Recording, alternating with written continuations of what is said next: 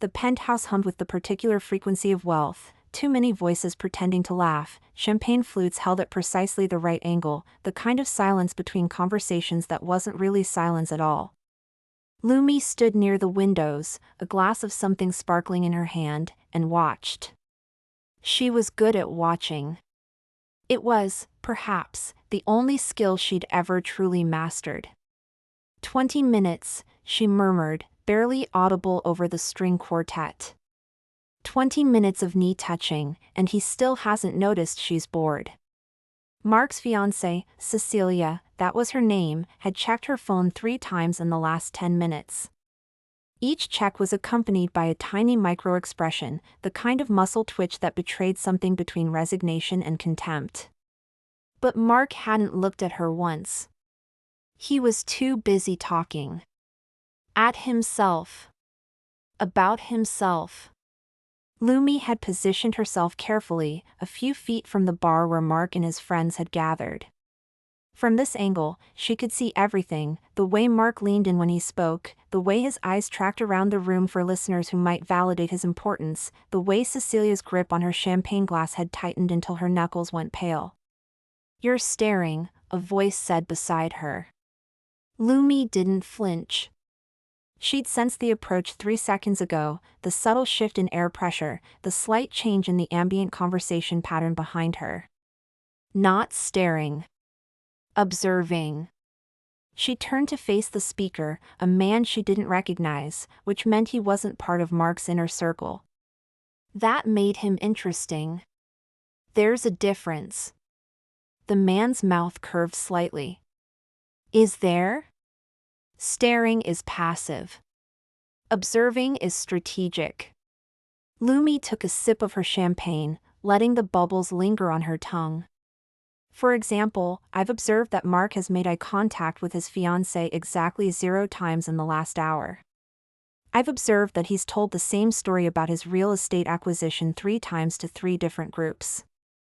And I've observed that he's about to make a very serious mistake. The man raised an eyebrow. What kind of mistake? Lumi didn't answer. She was already moving. She approached the group with the casual grace of someone who belonged there, the kind of confidence that came from knowing exactly how to navigate social spaces without being noticed. Lumi had perfected this art over years of being the plus one, the friend of a friend, the not quite important enough to remember. Lumi! Mark's face lit up with the particular brightness of someone who'd had 3 glasses of wine and was looking for fresh audience. You made it. Where's your... He waved vaguely. You know. Him. Will, she supplied. He's getting a drink. I thought I'd come say hello. She smiled, warm, professional, utterly unreadable. I heard you're investing in magnesium supplements now. Mark's posture shifted instantly. This was his favorite topic. Lumi, you have no idea. This is the biggest opportunity I've seen since the downtown acquisitions. The market is a mineral that relaxes muscles, Lumi said thoughtfully, tilting her head. Helps with sleep. Supports bone health. Regulates blood pressure. Yeah, exactly. Mark's enthusiasm ratcheted up. And the research shows it's a single mineral. Lumi's tone was conversational, almost friendly. The supplements contain 1 mineral. Magnesium. Well, yes, but, so you're investing in a supplement that's already available at every pharmacy in America. Mark blinked. Your branding strategy is based on the assumption that people don't know magnesium is already in their multivitamins. Lumi took another sip, her expression never changing. It's a bold approach. I respect the confidence. The group around Mark had gone very quiet. One of his friends was actually staring at his shoes. Mark's face had started to redden, the color creeping up from his collar like a slow tide. Magnesium? Someone behind Lumi said. Like, The thing you take for cramps? Yes, Lumi said, without turning. Exactly like the thing you take for cramps. Mark's fiancée, Cecilia, made a sound that was almost, but not quite, a laugh. She'd moved closer during Lumi's monologue, and now she was looking at Mark with an expression that was dangerously close to amusement. I told him that, Cecilia said softly. I told him it was just magnesium. The silence that followed was the most beautiful thing Lumi had heard all evening. I was just explaining the potential, Mark said, his voice too loud now, defensive in the way that meant he knew he'd been caught. The distribution network is, Mark. Lumi's voice was kind. Genuinely kind. The kind of kindness that made his subsequent humiliation somehow worse. I'm not criticizing. I'm genuinely interested in how you plan to differentiate this product from the existing magnesium supplements. It's an interesting challenge. She didn't need to say anything else. She'd already planted the seed. Mark's network, these sharks in expensive suits, they were already reevaluating him, recalculating whether he was worth their time. That was the thing about humiliation. It wasn't the fall. It was the moment everyone realized you'd been standing on something that wasn't solid. Lumi. Will appeared at her elbow, his expression carefully neutral. I was looking for you. Will. She turned to him, her smile shifting from predator to partner in the span of a heartbeat. I was just talking to Mark about his new venture. Were you really? Will's eyebrows said. Out loud, he said, I see. I think he's done talking now, Lumi said sweetly. Isn't that right, Mark? Mark was staring at her like she'd grown a second head. His mouth opened and closed. No sound emerged. We should find better seats, Lumi told Will, taking his arm.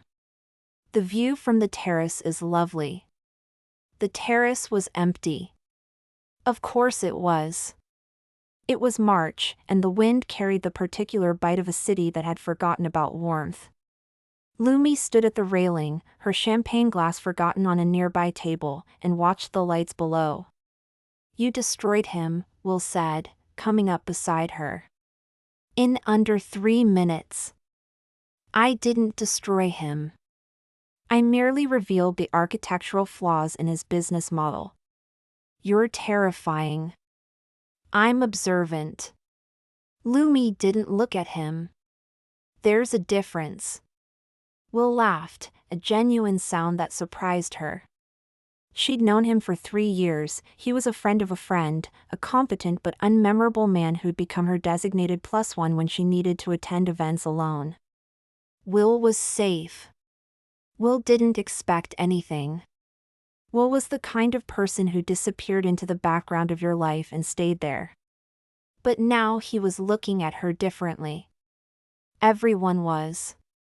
The door to the terrace opened. Footsteps. Lumi didn't turn. Lumi.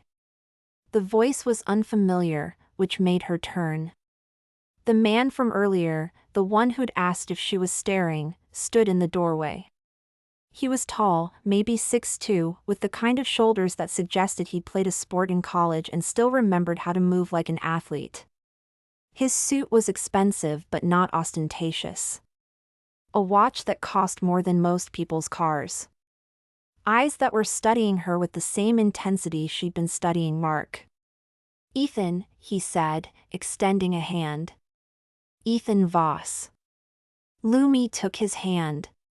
His grip was firm but not aggressive, the kind of handshake that told her he knew exactly how much pressure to apply and had calculated it precisely.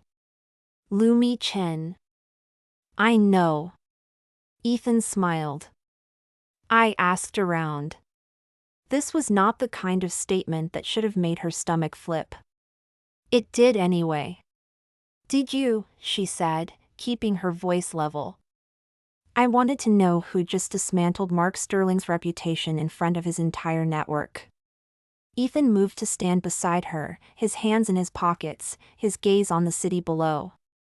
I heard he's planning to sell his shares by the end of the week. He should. Lumi's voice was flat. That business model was always a house of cards. I was just the first person to point at the foundation. Ethan laughed. It was a low sound, almost reluctant, as if he'd been trying not to find her funny. You said it was a bold approach. The best insults come wrapped in compliments. It takes people longer to realize they've been burned. This time, his laugh was louder. Genuine. She found herself wanting to hear it again. Can I get you another drink? He gestured at her empty hand. Or are you ready to leave? Not yet. She turned back to the city. The night's still young, and Mark hasn't cried yet. Ethan laughed again, but this time there was something different in it. Something softer. They stood in silence for a long moment. The wind picked up, catching Lumi's hair, and she shivered slightly. Without a word, Ethan moved to stand between her and the wind's direction. It was such a small gesture. Such a small, deliberate gesture. He positioned himself to block the worst of the cold without making a production of it. Why? She asked. Why do that? He shrugged. You looked cold. That's a terrible reason. Is it? He was watching her with those dark eyes, and there was something in them she couldn't quite read.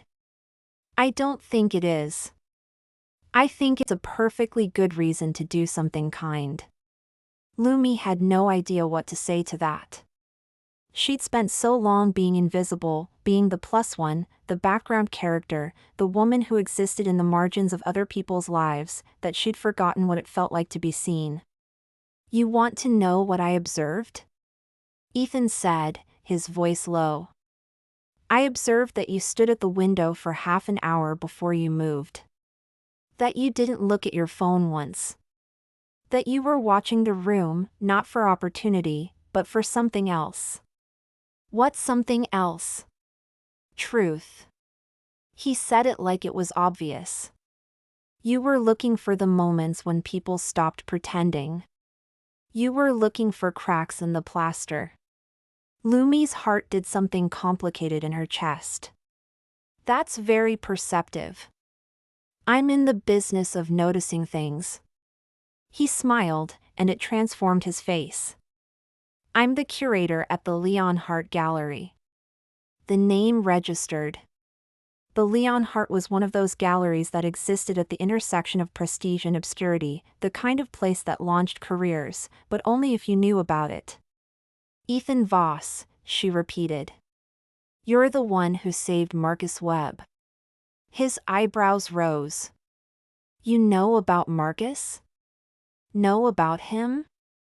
I restored 3 of his pieces last year. Lumi said it casually, like it was nothing. The ones that got water damage at that exhibition in Prague. I spent 2 months on the triptych alone. Wait. Ethan turned to face her fully, his body angled toward her now. You're the restorer? The one who saved Webb's Rose series? You mean the one who spent 90 days fixing what the preservationists ruined? I thought that restoration was impossible. He was looking at her with something like wonder. I heard it was a masterwork. It was just careful work, Lumi said, uncomfortable with the intensity of his attention. And a lot of patience. Patience. That's a lost art. Ethan shook his head slowly. I've been trying to find you for 6 months. I wanted to bring Webb's Rose series to the gallery, but I couldn't locate the restorer. No one would tell me who'd done the work. Lumi's policy on anonymity was ironclad. Never let them see you, never let them need you, never become so essential that they couldn't live without you. I like being invisible, she said. I can see that. Ethan's voice was gentle. The question is why? It was such a simple question. So utterly devastating in its simplicity. Because invisible people don't get hurt, she heard herself say. The words came out before she could stop them. No one notices you, so no one expects anything. No one can disappoint you if they don't see you in the first place. Ethan watched her for a long moment. The city hummed below them, indifferent to the small drama unfolding above. That's not living, he said. That's hiding. Lumi should have been offended. She should have walked away, or said something cutting, or made a joke to diffuse the tension. Instead, she just stood there, letting the words land. Maybe, she said finally. But it's safer. Safer. He repeated the word like he was tasting it. I don't think you're someone who actually wants safe. And then he held out his hand. Come to the gallery, he said. Tomorrow. We have a new exhibition of Walter Davis's work opening in 2 weeks. The board is threatening to shut it down, and I need someone who understands what it means to save something no one else believes in. Lumi looked at his hand. The offer was unexpected. Too unexpected. Why me? Because you restored Webb's Rose series. His voice was simple. Absolute. Because you're the kind of person who sees value in things that everyone else has given up on. And because I've been looking for someone like you for a very long time. The Leonhardt Gallery was a cathedral of light and shadow. Lumi stood in the center of the main hall, her heels clicking against the marble floor, and tried not to fall in love with the space. The ceiling soared above her, and the walls were washed in a warm cream that made the paintings seem to glow from within. She shouldn't have come. She should have stayed safe in her apartment, with her catalogs and her paintbrushes and her carefully curated invisibility. But Ethan had asked. And something in the way he'd looked at her, like she was a puzzle he was desperate to solve, had made her say yes. Lumi. She turned. Ethan was approaching, his stride confident, his suit perfectly tailored. His face was shadowed with exhaustion, and she noticed for the first time the lines around his eyes, the way his jaw was set. You came. I said I would. Lumi tucked a strand of hair behind her ear. I'm not a liar. No. He stopped a few feet away, close enough that she could see the subtle bruise of sleeplessness beneath his eyes. No, I don't think you are. He gestured toward the far wall, where a series of paintings were arranged in careful composition. Walter Davis, he said. 90 years old. Has been painting for 70 years, and no one has ever shown his work in a major gallery. The exhibition was supposed to open in 2 weeks, but the board is pulling the funding. They've decided his work isn't commercially viable. Lumi walked toward the paintings. The first one was a study of a bridge, not a famous bridge, just a bridge, the kind you might cross 100 times without ever noticing. But Walter had painted it with such care that you could feel the weight of every pedestrian, the vibration of every passing car. The second was a woman's hands. Old hands, wrinkled and spotted, holding a cup of tea. The detail was breathtaking, every vein, every crease, every small marker of a life lived fully. He's been painting this whole time? Lumi asked, her voice barely above a whisper. Every day, Ethan said. He told me once that painting was how he talked. He never learned to speak well, never had the words, but the paint said everything he couldn't. Lumi moved to the next painting. This one was a street scene, children playing in an alley, their faces indistinct but their joy unmistakable.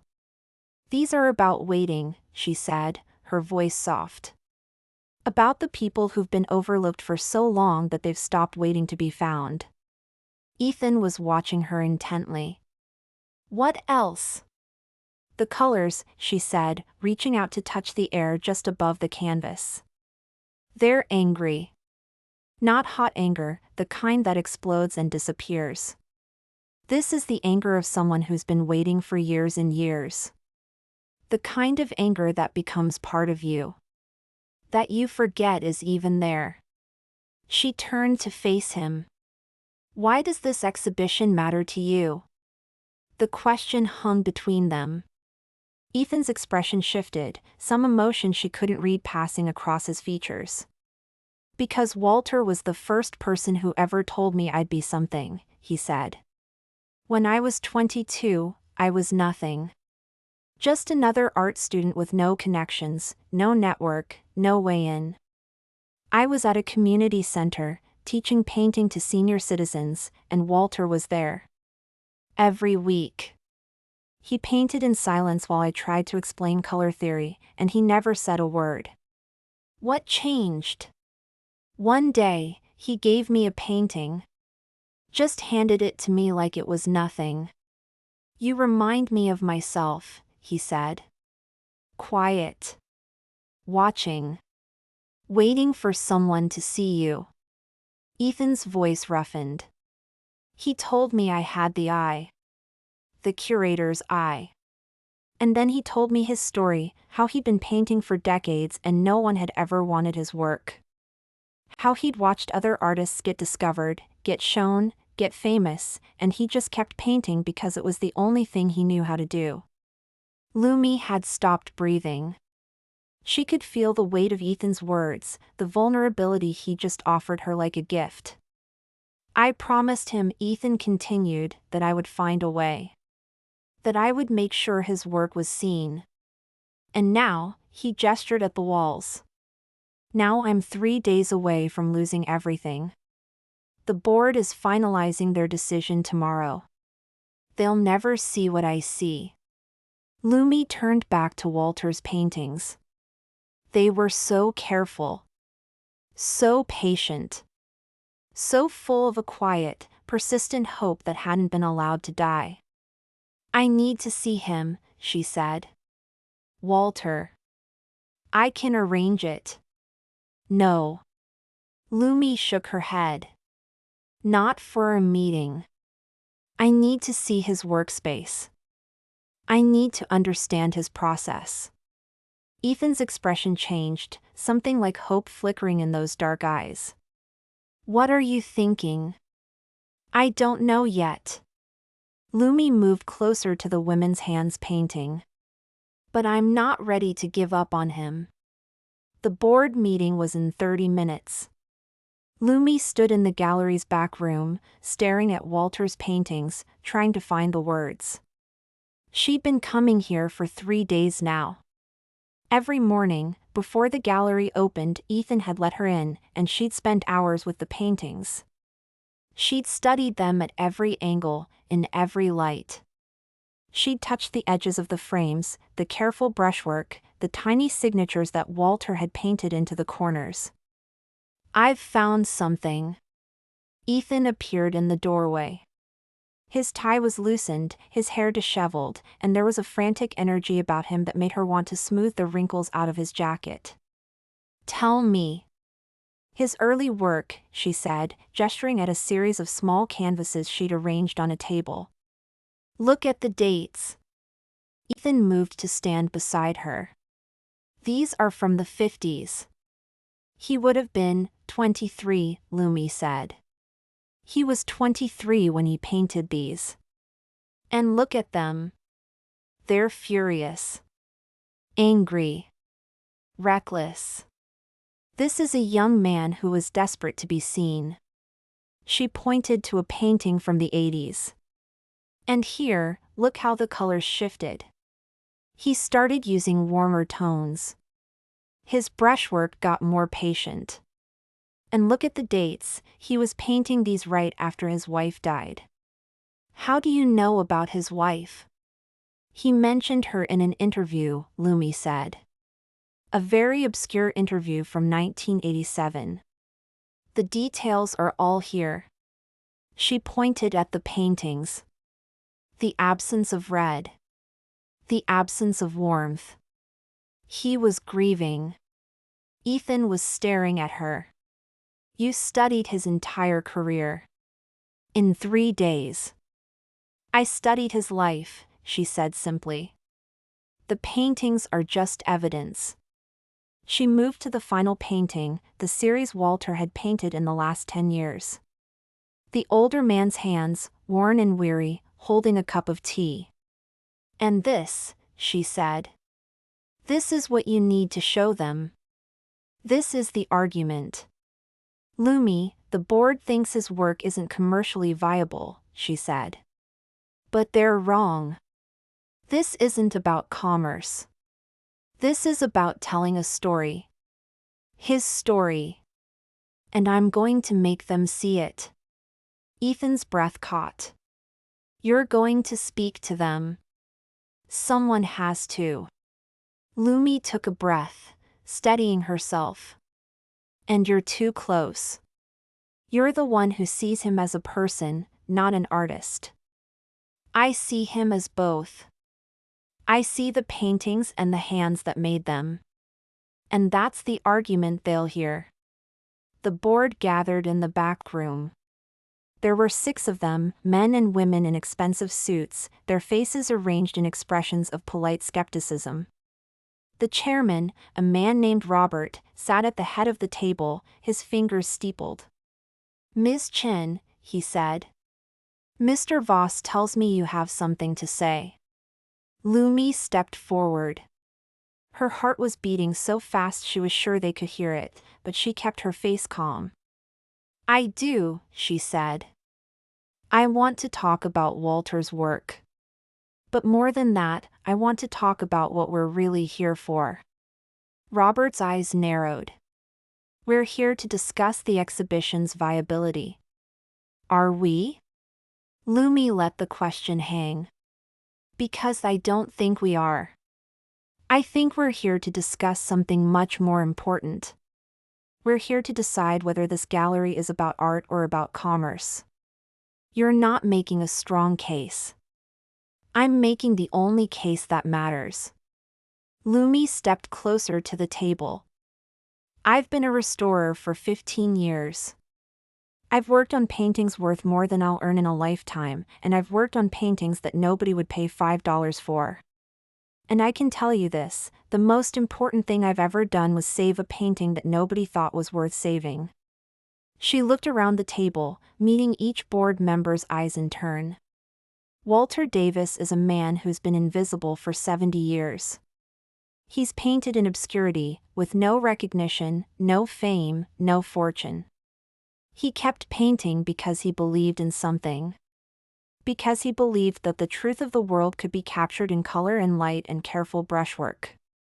The truth of the world, Robert repeated, skeptical. Look at his work. Lumi moved to the painting of the older man's hands. This is the same man who painted that. She gestured at the furious, chaotic work from the 50s. 70 years of growth. 70 years of life. He's not just a good painter, he's a documentarian of the human experience. And we're about to decide that his story isn't worth telling. The silence that followed was thick. Lumi could feel Ethan's presence behind her, and his belief in her was almost more than she could bear. The financials aren't good, someone said quietly. The financials are irrelevant. Lumi's voice was gentle, but there was steel beneath it. What matters is the work. What matters is that we're here, in this gallery, with the chance to do something important. The marketing team can find a way to sell this. The question is whether we have the courage to try. Robert looked at the paintings on the table. Looked at Walter's careful brushwork, his patient attention to detail, his 70 years of invisible labor. I'll need to think about it, he said finally. Lumi let out a breath she hadn't realized she was holding. That's all I'm asking for. They stood on the gallery steps.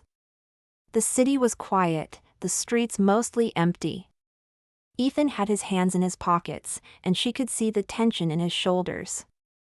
Thank you, he said. You don't have to thank me. Yes, I do.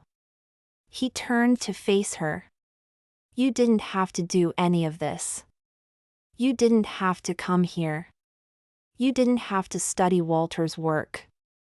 You didn't have to face down the board. Yes, I did. Lumi's voice was quiet. He's been invisible his whole life. I know what that feels like. Ethan watched her in silence. The streetlight above them cast shadows across his face, and she saw his expression soften. You're not invisible, Lumi. Not to me. Her heart did that complicated thing again.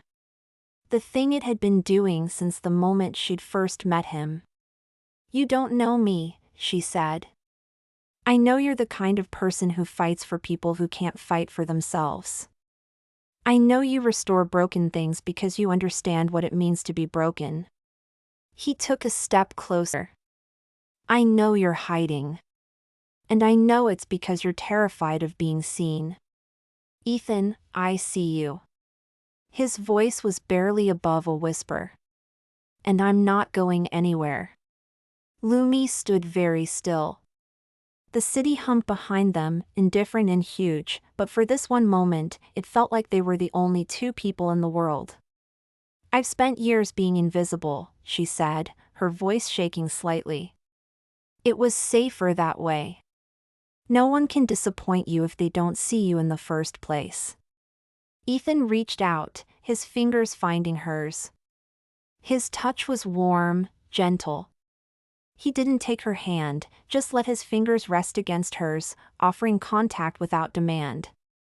I see you, he said again. And I think you're worth the risk. Lumi looked at him.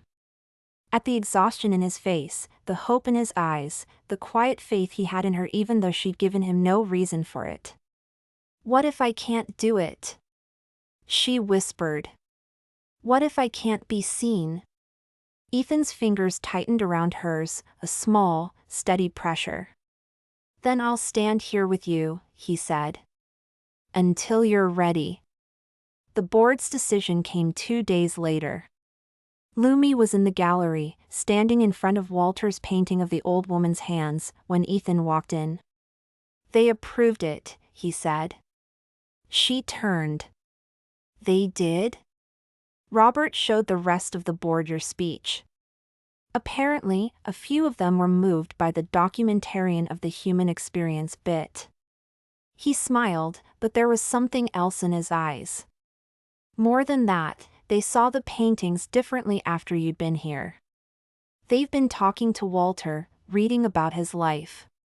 They're planning to do a feature piece on him in the exhibition catalog. Lumi couldn't help it. She laughed, a sound that bubbled up from somewhere unexpected.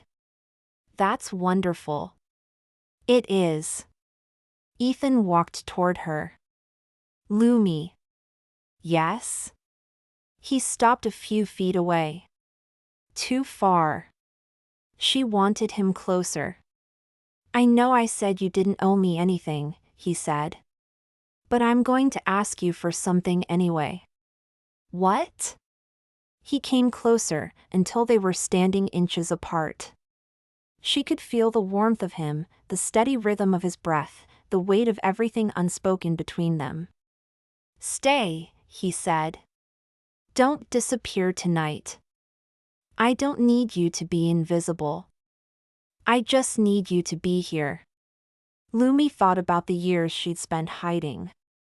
The years she'd spent making herself small, unobtrusive, forgettable.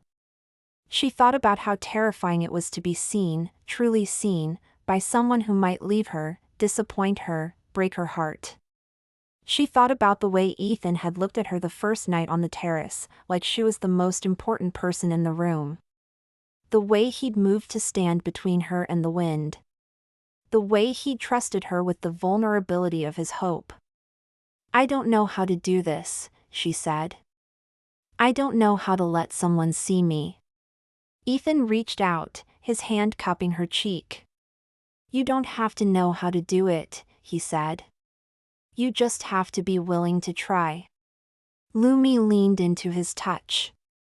The warmth of his palm against her skin was steady, constant, and for the first time in years, she felt something inside her shift. Okay, she said. Okay. Ethan smiled. It was a real smile, unguarded and full of happiness, and it transformed his face into something breathtaking. Okay, he repeated. That's all I needed to hear. They stood there for a long moment, the city humming beyond the windows, the paintings watching over them like silent witnesses. And somewhere in the distance, a car horn honked, the sound of a world that was moving on without them. But Lumi didn't care. For the first time in a very long time, she was exactly where she was supposed to be.